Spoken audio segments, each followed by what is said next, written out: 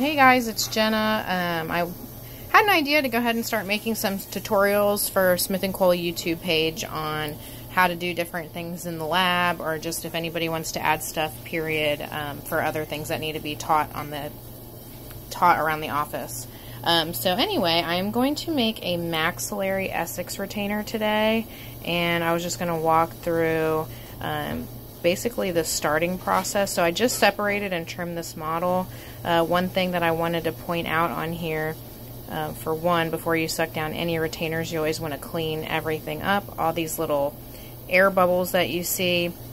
But if you look here on 8, 9, and 10, you can see a fin on the incisal edge, and I've noticed that with several impressions lately. And part of why that is happening is because when the impression is taken, it's bottoming out into the metal part of the tray. So there's too much pressure being pushed when the impression is being taken, and the teeth are bottoming out. So when the model's poured up, it causes this little fin effect. So it's really, I can scale it off, but we really want to avoid that because if it's too big or too chunky, it's not going to give us an accurate impression and an accurate retainer or bleach tray or whatever it is that we're making. So I'm going to go ahead and just prop this up to be able to show you guys a little bit more zoomed in on how I'm going to clean the model here. So I usually just use a little scaler, and I go around and just scale all the teeth. I gotta figure out the best way to prop my phone up. Hold on, guys. Let's see what I can do here. Okay. Perfect. I think that's gonna work. Awesome. So I just try to get all these air bubbles cleaned off of the model. I'm not going to scale the entire model for the video, but just so you can get the gist of what we do here. We're also going to fill in any holes. So there's a hole right here that I will actually fill in with some block out. So I'm just going to do a quadrant, and I'll come back. And you do want to also check the occlusal surfaces for any air bubbles. Once I get everything cleaned off, check around on the lingual side as well. You want to make sure you scrub and clean the model. And then the next step is going to be blocking places out. So whenever you're doing an essix retainer, anytime you have deep interproximal grooves, these are all areas that you want to make sure you fill in. I'm pointing to these areas right now with the block out material. Otherwise, when you suck down the thick essix retainer, it's going to be too tight in these areas, causing the patient to struggle upon removing the device. Do want to be careful when you're scaling to not overscale as far as digging it too deep into the gingival margin, because then you're going to ruin the margin for one, and again your tray's not going to fit properly. So here's just some more, sorry, I'm trying to wait for the video to focus, air bubbles here that I like to take them all off. Sometimes they can really act as block out for you and you're just kind of overdoing it, but I like it to be perfect, so of course I like to take those off. Just going to keep getting off all the little air bubbles. So as far as this edge where the impression bottomed out, I'll just kind of come in and just gently remove that fin with the scaler.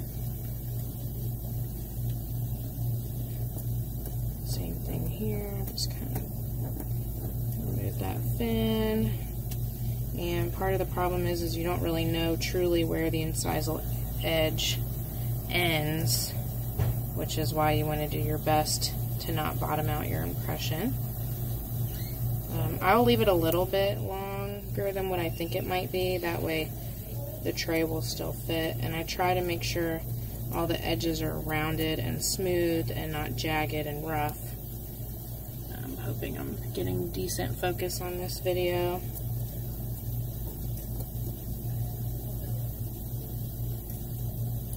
Same thing. So just again, you know, make sure you check all the occlusal surfaces, the lingual side where the fins were, you want to smooth those off as well so that they're not square. You want them to be rounded. Sometimes you get these deep pits where people have wear facets in their teeth, or chips or cracks. Those are also areas that you want to fill in with the block out. So that will be another area I block out. There's going to be a lot of blocking out on this model. So I'm just going to go ahead and finish getting all these bubbles off. This is a wisdom tooth here, so I'm not super worried about it. A lot of times I'll just kind of pop off the chunk here, and I'm going to go grab some little clippers.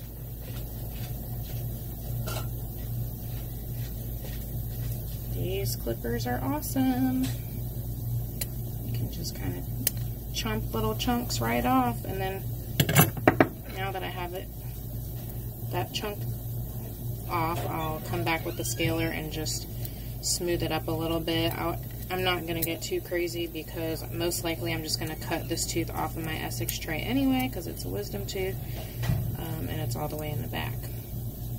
So, but I will still fill in the hole. That way when it comes to separating the essix tray from the model, it's easier, and I'll run into less problems when I'm trying to get it to separate. So another reason we block areas out is so that when we separate it from off the model, it's easier to get off of the model. The teeth are going to break. They always break when you separate the essix tray. So these are other areas that I will add some block out to, is where these abfraction lesions are. I said I wasn't going to scale the whole model on the video, but I'm just going to scale the whole model. Alright, so that looks pretty good. I'm going to go run over to the little air blower real quick and get off all these dusty pieces so you can see that it actually looks good. All the dust chunks are making it hard to be able to tell that I've scaled off everything that needs to be removed from the model.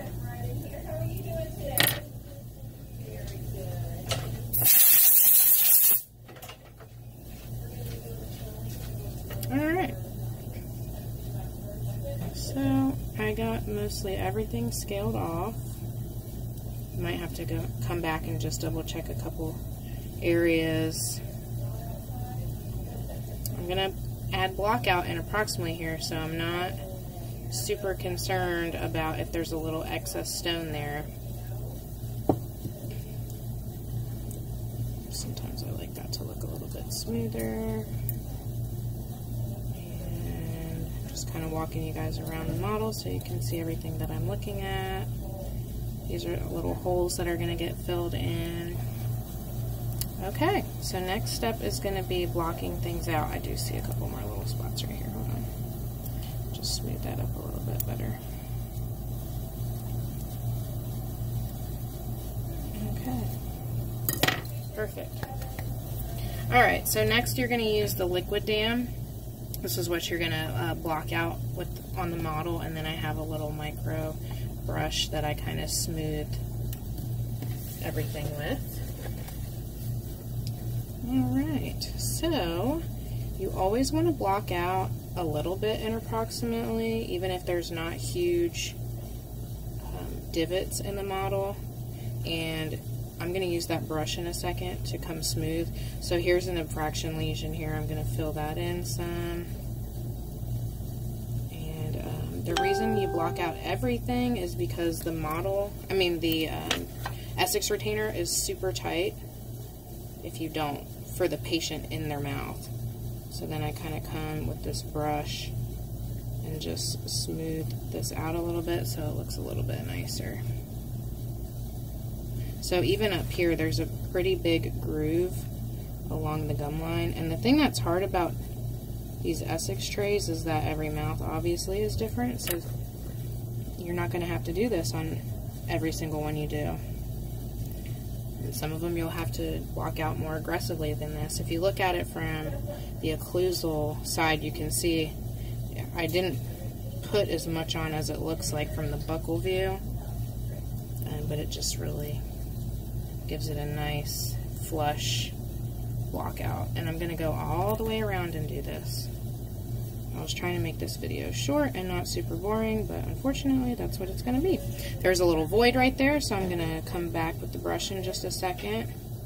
Now, any areas where you have crowding makes it difficult for the tray to come off, the retainer to come off in the patient's mouth. So those are areas that you want to look at from the occlusal view and make sure that it's going to have an easy path to travel off of, like a nice flat plane to come off of out of the patient's mouth.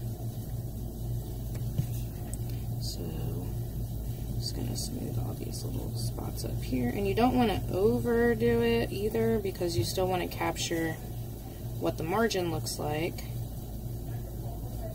So you don't want to put too much block out, which is why this brush is awesome. It just thins everything out. So here's where I have a little crowding, so the tooth is a little bit crooked here where the lateral meets the canine, and that's why I'm just going to block it out a little bit thicker there. I'll show you in just a second from the occlusal view. So like that. So you can see how it kind of dips down. So you want to make sure when they take the retainer off, they're not going to struggle with it getting snagged or caught right there, so you just block it out some. So now I'm going to come back to this wisdom tooth and just fill in the hole, only because the plastic will get stuck in there when it sucks down, so I just want to block that out. And then same thing here.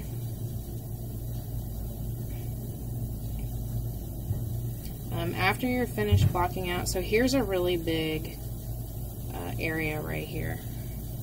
I'm trying to get the, there we go, now we got a nice clear view. So I'm going to really load that up pretty good right there. And I'll come back and smooth that. Same thing, you can see that the openings here are really large, so you want to fill those in all the way. I just ran out of liquid. Damn! Yep.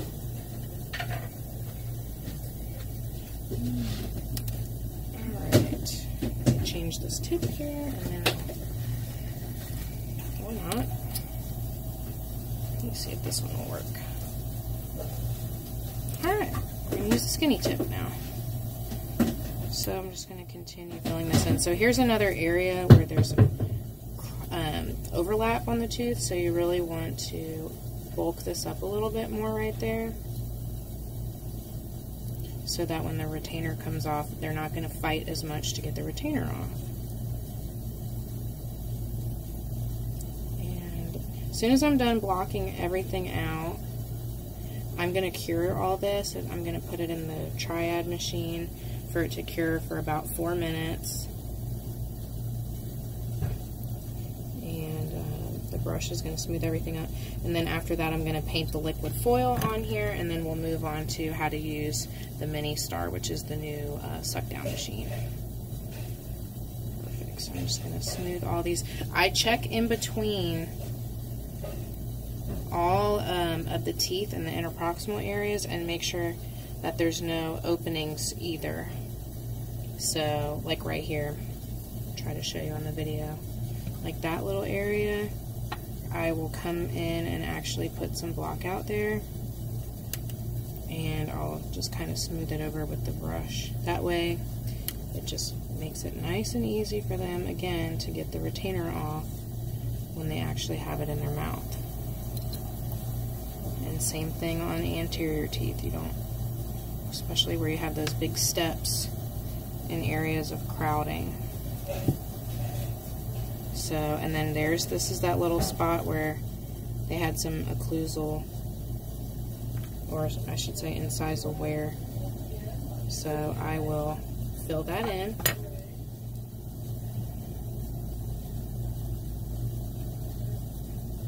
And I'm not over blocking it to the point where it's going to be loose. These trays are really tight, so this is probably going to be just the perfect amount of blocking out. So you can see that all the way around. Missed a little hole right here, a little air bubble. Just smooth it. Perfect. So I'm just going to walk you guys all the way around this model so you can see how everything's blocked out. Make this look a little bit better right there. Perfect. And really I can even add a tiny bit right there. Always try to keep the incisal edges flat. Perfect. Okay, I'm going to pop this in to cure.